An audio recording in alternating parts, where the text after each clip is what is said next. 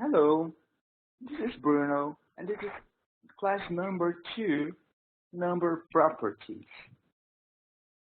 First, studying for GMAT is not only about knowing doing the math itself, but you should know that concepts are really important. First, let's talk about number sets. The first number set that we shall see is the number set that comprises the integers. That's the number line where the origin is set on 0 by default. You have positive numbers to the right, negative numbers to the left. And then you have these misleading expressions. If x is greater than 3, suppose that you read this in an exercise, so you should not consider the number 3 as a possible value for x. It's greater than, not greater or equal. Just pay attention to this, because perhaps if you do the math with x3 as 3, something might go wrong. Or given that a is between 1 and 10, so both 1 and 10 are not possible values for a, unless it's had to be included. So given that a is between 1 and 10 included, then you should consider that 1 and 10 are possible values for a. Things to know. Positive integers. Where are the positive integers? I'm going to highlight the positive integers in blue on this number line. Just consider the ticks, because we're talking about integers. And the negative integers, I'm going to highlight in red. So those are the negative numbers. If I say non-negative integers, it's a little bit different, because 0 is not negative, so it's included. As well as if I say non-positive numbers, non-positive integers, I should include 0, because 0 is not positive.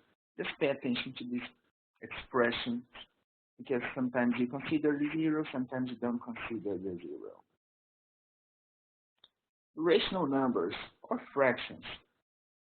There are a few ways to display fractions. You might use the decimal, you might use a fraction, and another ways such as mixed numbers, percents. That's the topic for our class number 5, which we will discuss rates.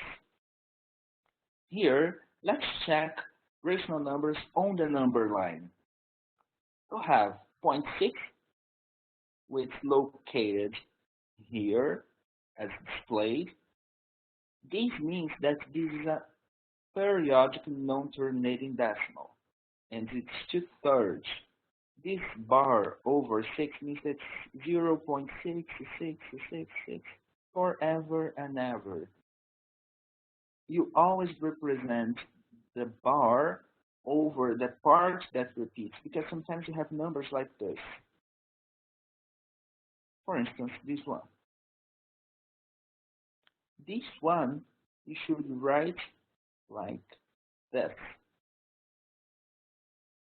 not using the bar like this. It's wrong. Or in fact, it's not wrong.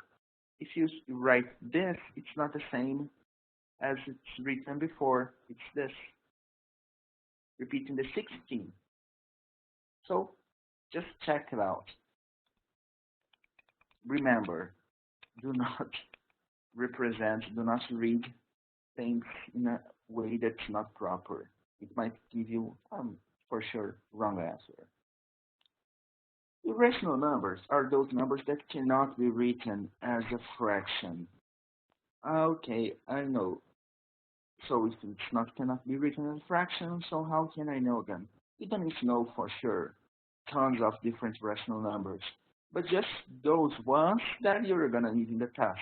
The square root of 2, 1.41, square root of 3, 1.73, and pi, 3.14. I really expect that you learn this. It's important for the test. Real numbers are all those numbers that we have already seen. So they might be, sorry, they might be rational or irrational. They might be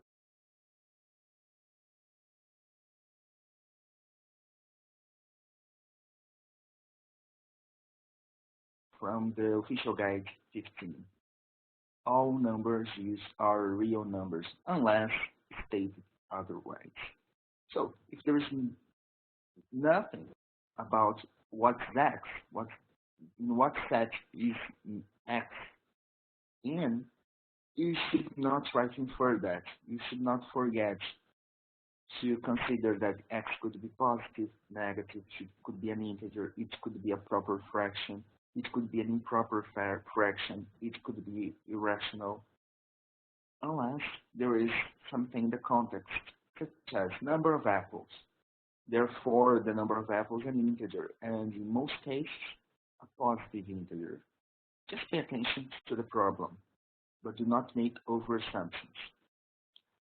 Now, the opposite of a number is the number that you find when you change the signal. So, for instance, positive 2, what's its opposite? Negative 2. The opposite of negative 2, positive 2. It's as if you had a reflection here. Imagine a mirror. So, the opposite is the image of that number. That's its geometric interpretation. But the inverse of a number, okay, I know that the expressions are similar, but you have to know this. The inverse of a number is the number by which you multiply the first number in your head, and the result is 1. An easier way to find is just changing it upside down, let's say. So this fraction, 3/5 power to -1 means that you're making it inverse. 5/3, just change. What's numerator becomes denominator and vice versa. And when you have an integer, so what should you do? Every integer is a fraction over 1, so you can change as well. It's not 0 here, it's 1. The parity, it's very big in the title here, is a property that applies only for integers. So, a number has to be even when it's divisible by 2, and it's odd when it's not divisible by 2. Then we have a few cases here, a few examples.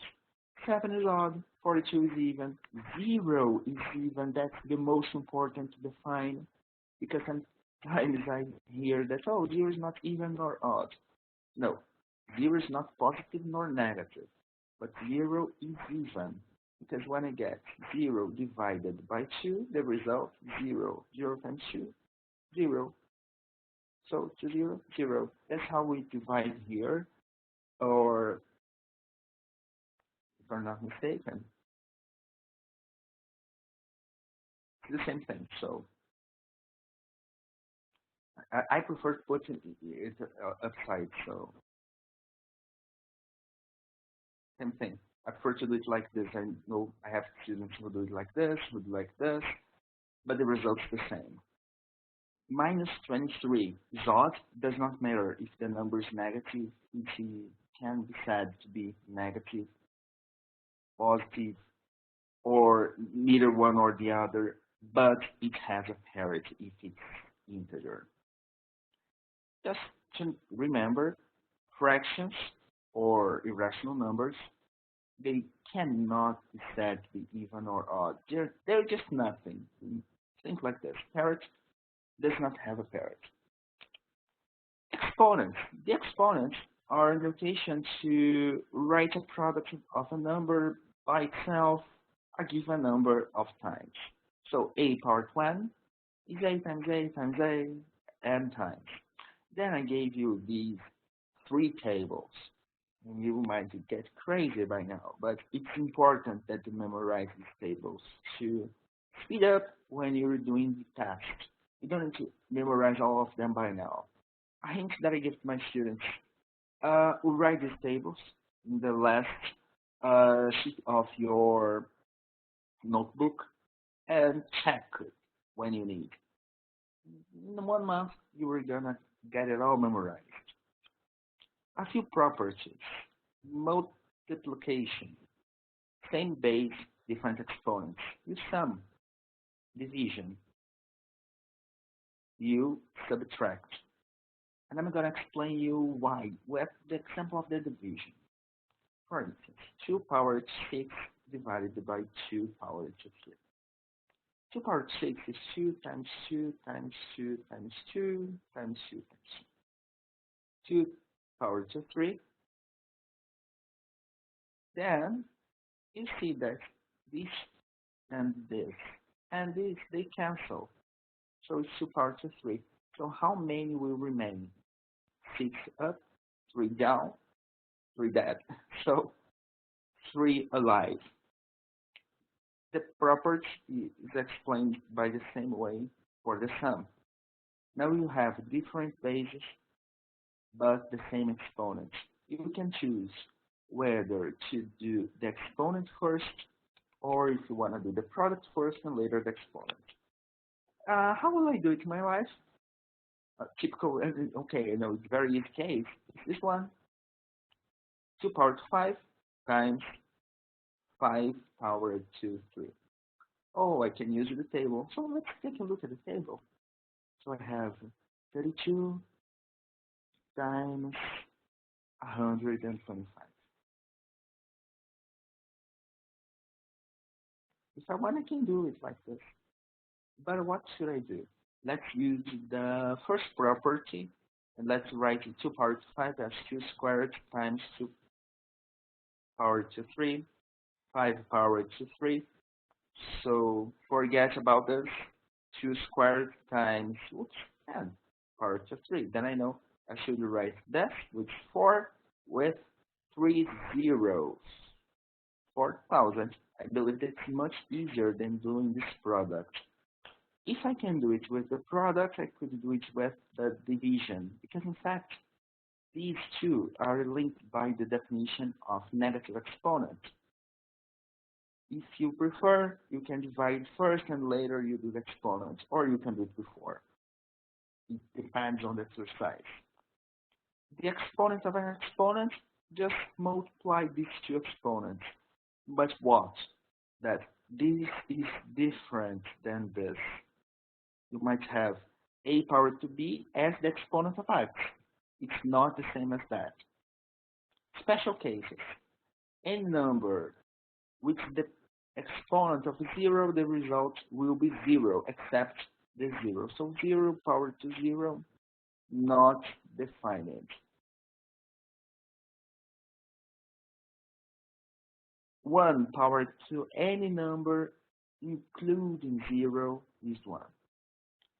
Any number power to 0 is 1, except for sure the on 0. And this is the definition of negative exponent, or the reciprocal, or the inverse of a number. Roots.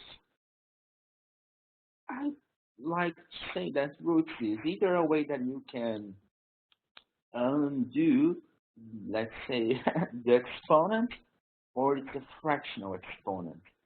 Because when you correlate them like this, you can use the same property that we have used before for the exponents part of this class. When the index y is not written, you should consider it 2, square root, not 1.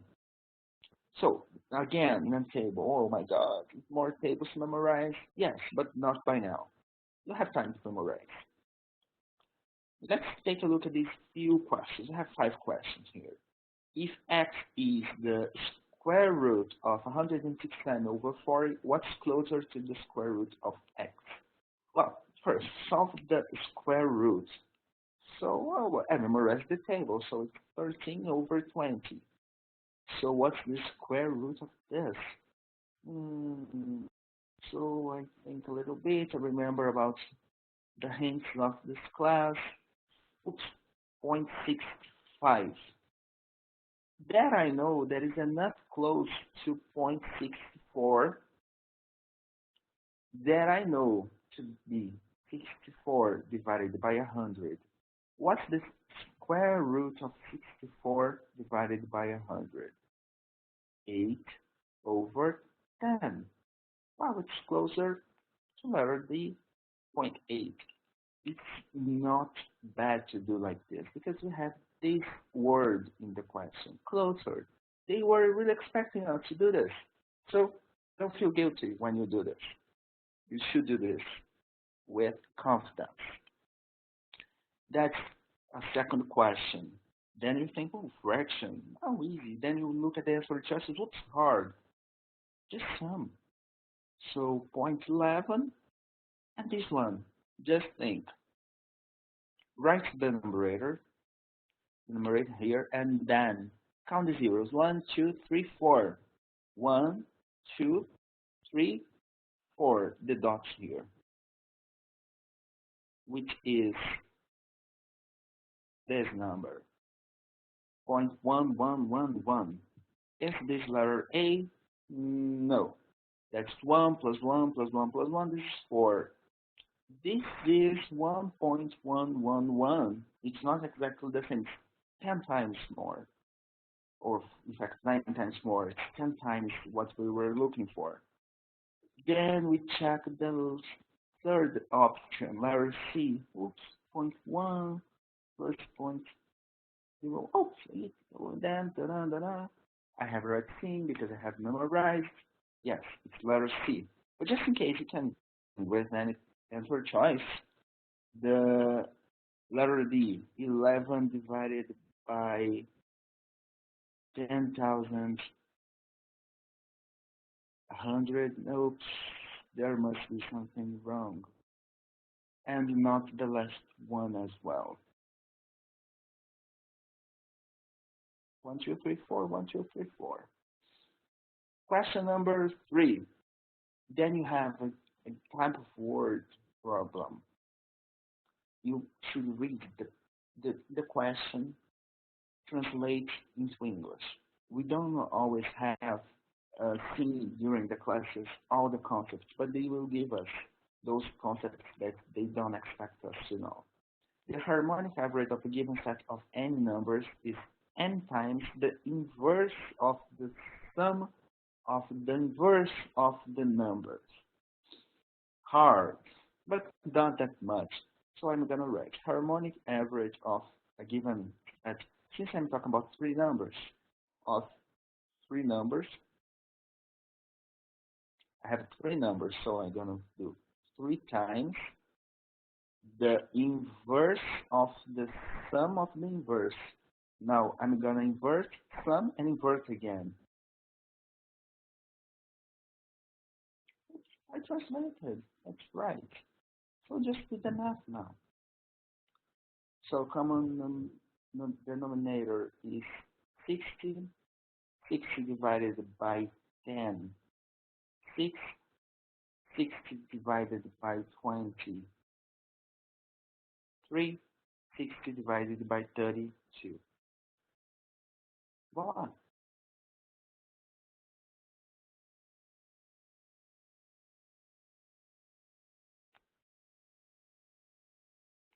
Then you're dividing a fraction, repeat, invert,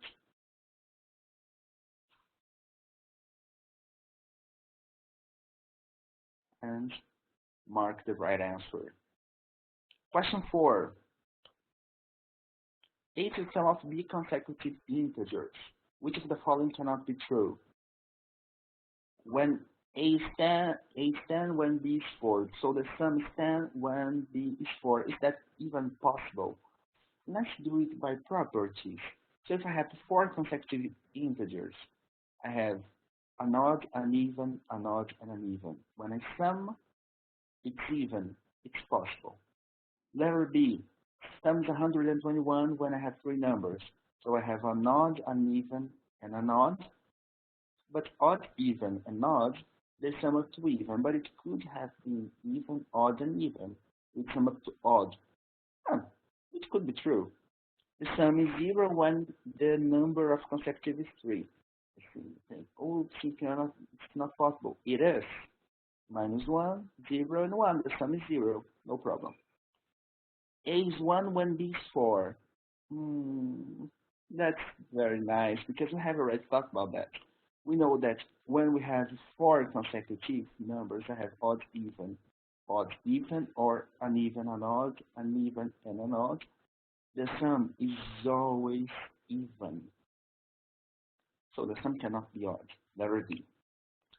Last exercise. Which of the following is closer to the square root of 896? Um, then you remember that the square root of 900 is 30. You don't really need to calculate this. Closer. Always do this. So I hope you enjoyed this class, and we will see in the next class a few concepts of algebra. So, guys, bye bye.